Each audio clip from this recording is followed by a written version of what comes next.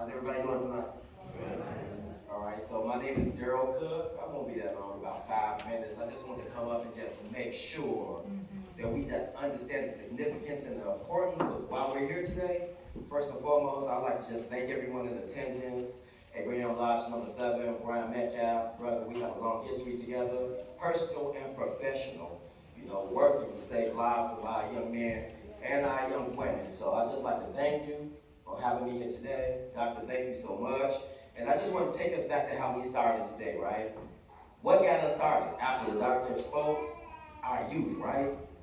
Our youth came out and set this tone for us, right?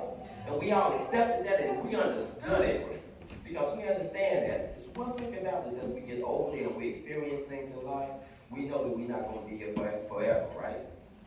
And if we're not careful, 50 years after we're gone, no one will ever know that we were here.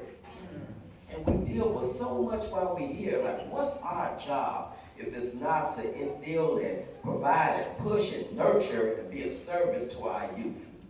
That's the reason that I'm here today, because of mental health issues in our community. That was almost like taboo for us growing up, right? Like we had an uncle in the house, he was dealing with epilepsy, he was dealing with cerebral palsy or something like that. Like everyone didn't know where the medicine was. Only Big Mama knew how to go get that and give it to him. They told us if something happened and he fell, put a spoon in his mouth. As I got older, I'm like, oh, that was wrong. He could have swallowed his tongue. Mental health, the guy in our neighborhood, we didn't have a label for this. We called him a crazy guy. As youth, listen to me, as youth, we didn't know no better. We didn't have no guidance. We was doing rocks at them laughing. As a grown man, I'm ashamed of that. To know that Jonathan, his name is Jonathan, I'm going to put a name on him. His name is Jonathan. To know that I did harm to him in the community and my brother was dealing with mental health. Oh, man, come on, family. Are we in here today?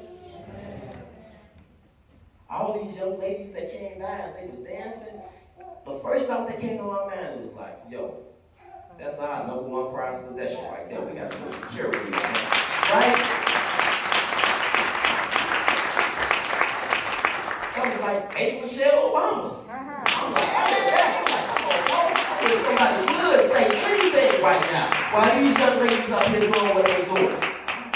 When I think about all the trouble and all the harm that I brought to my community, listen, hurting women, hurting the community, and then when I got in trouble, I've been laid down. My brother Brian called me out. I don't know if everybody know my story or not. I was incarcerated for 10 years. Let me lay that out there. For hurting our community and bringing harm to the community. As I sat inside my 5-by-8 cell, I felt so ashamed. My mother was already locked up. She got 60 years. She served 32 of those. I served 10. My mother was the first person to write me a letter when I was locked up. She said, this is my worst nightmare confirmed. That my son or one of my children get locked up or lose their life while I was in prison. And for me, that was an aha moment. Because jail was depressing. But education, through understanding of what I was going through, it helped me find myself inside the Lost and Found Lost family.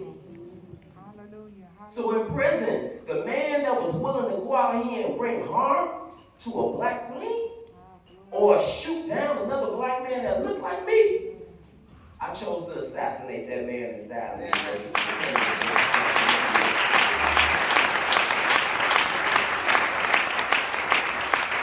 So we didn't stop right there.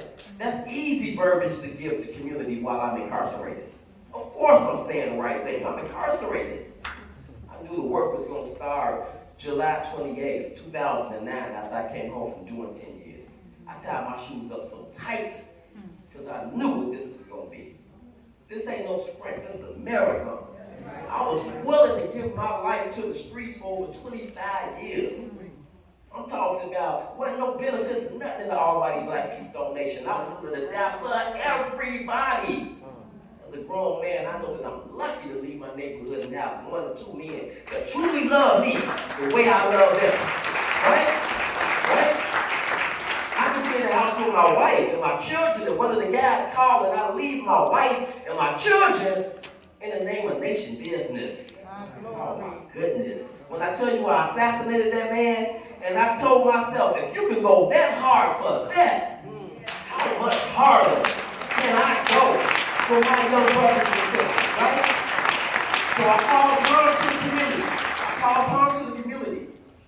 I shame my son and my daughter. They hurt. Daddy, you hurt us. What's my job as daddy then? To redefine myself of who I am, right? All right. I heard our community, my brother Glenn Martin from Just Leadership say, those that's closest to the problem is closest to the solution. If I brought that type of harm, and I got to bring that type of repairment. This is the shirt I have on. I'm not trying to underdress on purpose, family. I just understand I'm a walking billboard for myself if somebody may need me, right? This is nines over nines. Because when I got locked up, I thought my now was more powerful than my mind. Understand me what I just said. When you get to prison, all the gangsters got to check the guns in at the gate. Now all I got is these and this. And it was there that I understood my power always been right here. It's not guns. It's the lack of knowledge and the way people use them when they're in their hand. It's not money. It's the agenda that we have. It's not your skin color. It's the way people treated it. It's not your disease. It's not the other abilities that you're dealing with. My wife is back there right now recording. We got a son at home right now, 27 years old. Awesome. I'm not his biological father, but I say awesome. Right? And our grandson and my daughter is at home watching him right now. He's living with, I didn't say he suffers from, he's living with other abilities. Cerebral palsy, epilepsy, Lennox-Gastaut. He's non-mobile. He has to be fed 4 or 5 times a day. My wife is with me right now. This is one of the rare occasions that we get out the house. Because we on the string attached back to the crib. We can't be impromptu. We can't move all the time. So what does that tell me? That while I was sitting inside of prison, my wife may have also been feeling alone and inside a cell when you don't have other people that reach out to you.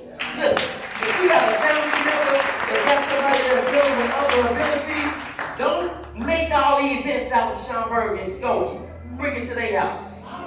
Because they can't move all the time like that, family, understand? Right? I didn't know what melatonin was. I didn't know what valproic acid was. I didn't know all these things. Felbitol, Epidolax. I know what they are now. I know what Larabita Hospital is now. I know what Rush Hospital is now because I'm with my wife, who in my opinion is one of the most strongest people in the world, right? Michelle, I love you. Today we're talking about mental health, right? I'm saying to you, you never know what a person is dealing with. Never. You don't have to be homeless or in the street to be dealing with mental health. You know a woman right now. She probably ain't shared it with you, but she's dealing with domestic violence right now.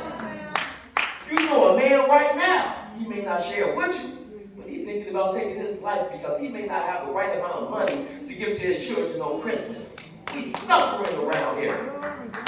It is not just trauma, it's historical trauma. I didn't have to be a slave to know what it feels like to have a whip hit me in my back. I already know what that is. So if hurt people, then guess what? I flip everything around. You can't kill me because heal people heal people. Somebody say that?